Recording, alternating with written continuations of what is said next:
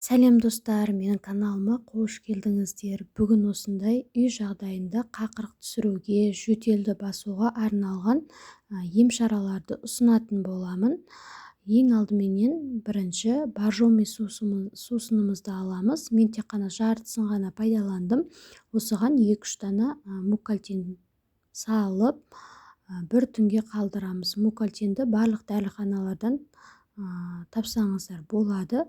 Осылай бір түнге салып қақпағын жауып қоятын боламыз. Содан соң күніне 2-3 рет беруге болады. 7 жастан жоғары балаларға беруге кеңес берер едім.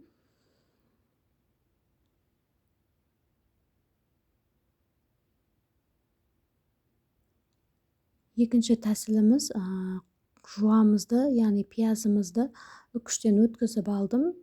Турағанға қарағанда үкішкен өткізсеңіз жақсы суы шығады. Осыған бір шай қасық қантымызды салып, жақсылап араластырып 6-7 сағатқа қоямыз. Егер аллергиялық белгілері жоқ болса, онда бір қасық бал қоссаңыздар болады. Бұны да 7 жастан асқан балаларға беруге кеңес берер едім, өйткені өте ащы болады. Сондықтан 7 жастан асқан балаларға беруге болады. Үшінші тәсіліміз, біздің ыстық сүтімізге 1-2 тамшы йод тамызып, балалардың 5 жастан жоғары балаларға болады. Қақырығын түсіруге жақсы көмегін тигізеді. Күніне 1-ақ рет таңертеңгі кезде, ұйқыдан тұрған кезде берсеңіздер өте жақсы болады. Содан соң ингалятор препаратын пайдалансаңыздар да болады. Үй жағдайында қазір көп балалы ата-аналар осы ингаляторды пайдаланады. Мынандай өзінің сұйықтығы болады, оны дәрігердің өзі назначение береді. Сол кезде ғана пайдалануға болады. Біз физический растворды ғана пайдаландым.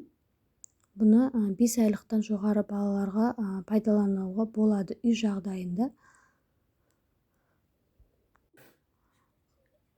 Енді осылай қосатын боламыз. 5 минутқа ішіндегі сұйықтық біткенше баланың аузына қойып қоямыз. Яғни бұл қақырығын жібітіп, жөтелін басуға, тамағы қышыған кезде пайдалануға өте жақсы, таптырмас дүние.